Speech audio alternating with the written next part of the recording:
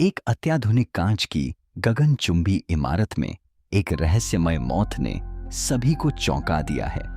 प्रसिद्ध वास्तुकार मयंक की लाश 50वीं मंजिल से गिरने के बाद मिली, लेकिन हैरानी की बात यह है कि इमारत की कांच की दीवारें बिल्कुल सही सलामत हैं। यह घटना कई सवालों को जन्म देती है। आखिर मयंक नीचे कैसे गिरा जब कोई कांच टूटा ही नहीं? क्या यह महज एक हादसा था या इसके पीछे कोई गहरा राज छुपा है?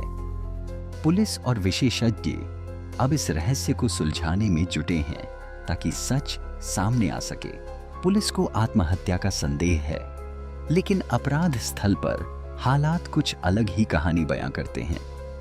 मयंक का शव एक सील और पूरी तरह से सुरक्षित कांच की दीवार के पास पाया गया है, जिसमें कहीं भी संघर्ष या जबरन प्रवेश के कोई निशान नहीं है।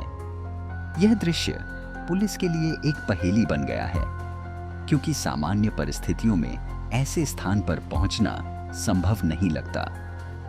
जांचकर्ता हर कोण से मामले की जांच कर रहे हैं ताकि यह पता लगाया जा सके कि वास्तव में क्या हुआ था। इस रहस्यमयी स्थिति ने सभी को सोचने पर मजबूर कर दिया है कि क्या यह सच में आत्महत्या थी या कुछ और छुपा हुआ है।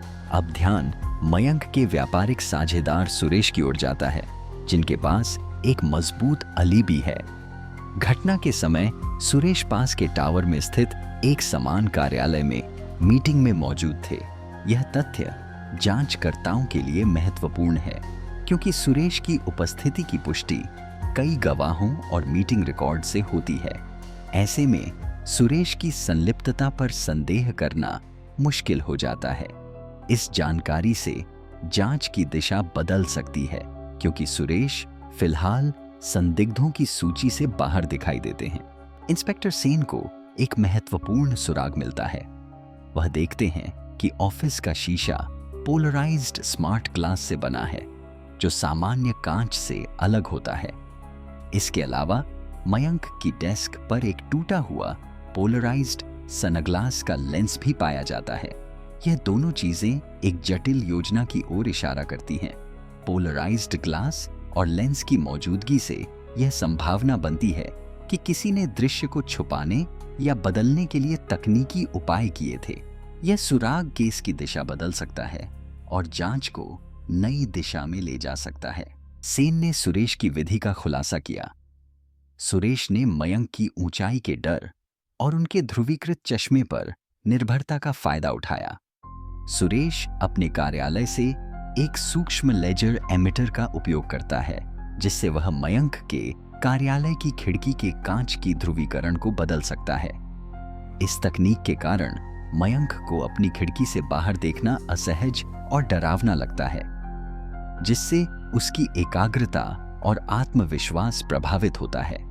सुरेश की यह चाल इतनी सूक्ष्म है कि मयंक को इसका पता तक नहीं चलता।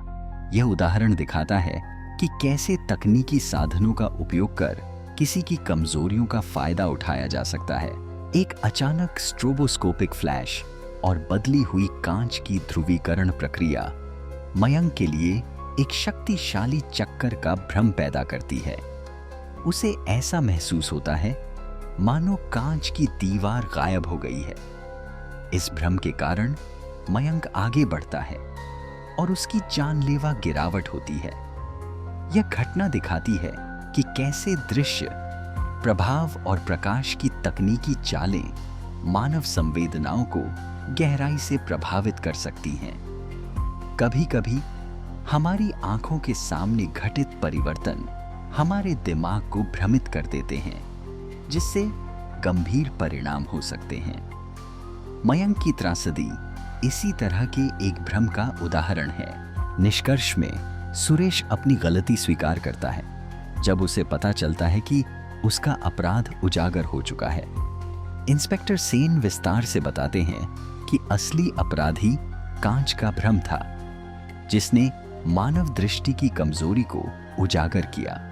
यह घटना दर्शाती है कि किस प्रकार हमारी धारणाएं और सीमित समझ कभी-कभी हमें भ्रमित कर सकती हैं।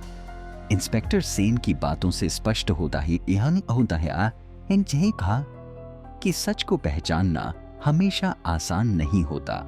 सुरेश की स्वीकारोक्ति और कांच के भ्रम का खुलासा इस मामले को एक अनोखे मोड़ पर ले जाता है। यह कहानी हमें सतर्क रहने और अपनी सोच को विस्तार देने की प्रेरणा देती है।